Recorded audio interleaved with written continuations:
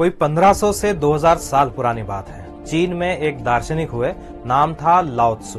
वह कहते थे, हजारों मील का सफर एक छोटे से कदम के साथ शुरू होता है। भारत ने भी सोमवार रात 59 चाइनीज ऐप पर बैन लगाकर चीन के बायकॉट के एक लंबे सफर की शुरुआत कर दी है।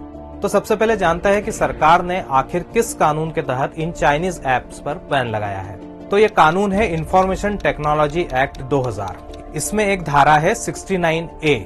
यह धारा कहती है कि देश की संप्रभुता, सुरक्षा और एकता के हित में अगर सरकार को लगता है तो वह किसी भी कंप्यूटर रिसोर्स को आम लोगों के लिए ब्लॉक कर सकती है। इस धारा के तहत 7 साल की सजा और जुर्माने का भी प्रावधान है। अब यह भी जान लीजिए कि आखिर ये 59 ऐप कौन से हैं जिन पर बैन लगा है।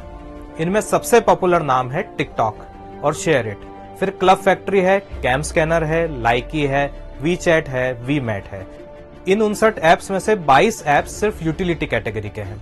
सरकार का कहना है कि ये ऐप्स देश की सुरक्षा, संप्रभुता और एकता के लिए ठीक नहीं है, लेकिन सरकार की दलीलों से अलग हटते हुए अब आसान शब्दों में यह समझते हैं कि इन ऐप्स पर आखिर शोर क्यों मचा है।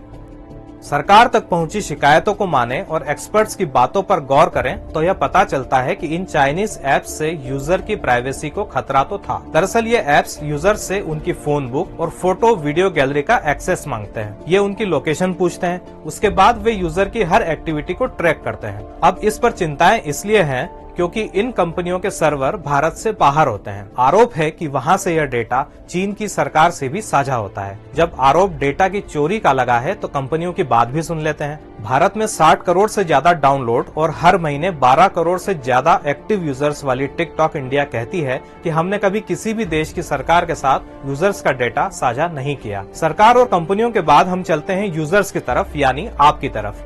तो सोशल मीडिया पर हो रहे ट्वीट, रीट्वीट, फेसबुक पोस्ट में यह चर्चा चल रही है कि क्या एक बैन लगा देने से ऐप्स वाकई बैन हो गए। दरअसल सरकार के आदेश के बाद गूगल ने अपने प्ले स्टोर और एप्पल ने अपने ऐप स्टोर से 59 चाइनीज ऐप्स को हटा लिया, यानी अब वहां से आप इन्हें डाउनलोड करने से रहे। दूसरा, अगर आप नया फोन खरीद रहे हैं तो हो सकता है कि उनमें कुछ ऐप्स प्री इंस्टॉल्ड आए, लेकिन वो भी काम नहीं करेंगे। बैन हुए किसी भी ऐप पर स्टोर आपका पर्सनल डेटा जैसे टेक्स्ट, ऑडियो और वीडियो भी आप नहीं देख पाएंगे। एक बार फिर लौटते हैं सरकार की तरफ, क्योंकि सवाल ये भी है कि क्या सरकार को अचानक पता चला कि ये ऐप्स ठीक नहीं है।